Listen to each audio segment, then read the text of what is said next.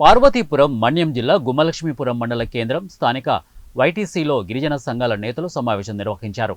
ఈ సందర్భంగా మాట్లాడుతూ రాష్ట్రంలో ఎన్నో సంవత్సరాలుగా ఎదురు చూస్తున్న డిఎస్సి నోటిఫికేషన్ వచ్చిందనే సంతోషం కనీసం ఏ ఒక్క ఆదివాసుల్లో కూడా లేకపోవడం చాలా బాధాకరమని, ప్రభుత్వం వెంటనే దీనిపై స్పందించాలని కోరుతున్నామని అన్నారు. అలాగే ఆదివాసులు ప్రత్యేక ఉద్యోగ చట్టం చేయాలని, 1/70 చట్టం పరిరక్షించాలని, ఏజెన్సీలో ఉన్న ప్రతి ఆదివాసీకి టిడ్కో తరహా ప్రభుత్వం ఇల్లు నిర్మించి ట్రైబల్ అడ్వైజర్ కమిటీ నియమించాలని, ప్రతి ఆశ్రమ పాఠశాలలో వైద్య సిబ్బందిని నియమించాలని డిమాండ్ చేశారు. అందరికీ నమస్కారం. నా పేరు రబ్బా లావరాజు, ట్రైబల్ రైట్స్ ఫోరం రాష్ట్ర అధ్యక్షుడు, అలాగే ఆదివాసీ జాయింట్ యాక్షన్ కమిటీ రాష్ట్ర ప్రచార కమిటీ వైస్ చైర్మన్గా ఉన్నాను. ఈరోజు రాష్ట్రంలో చూసుకున్నట్లయితే కూటమి ప్రభుత్వం వచ్చిన తర్వాత సుమారుగా 10 నెలలు గడుస్తుంది.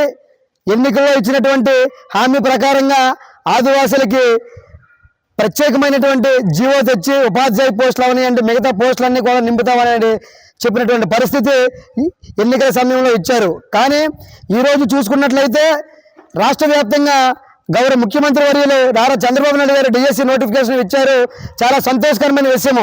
కానీ ఈ నోటిఫికేషన్ వల్ల గిరిజనులకి ఎటువంటి లాభం లేదనే పరిస్థితి ఈరోజు రాష్ట్ర విధానంలో చూస్తే కనిపించినటువంటి పరిస్థితి ఉంది.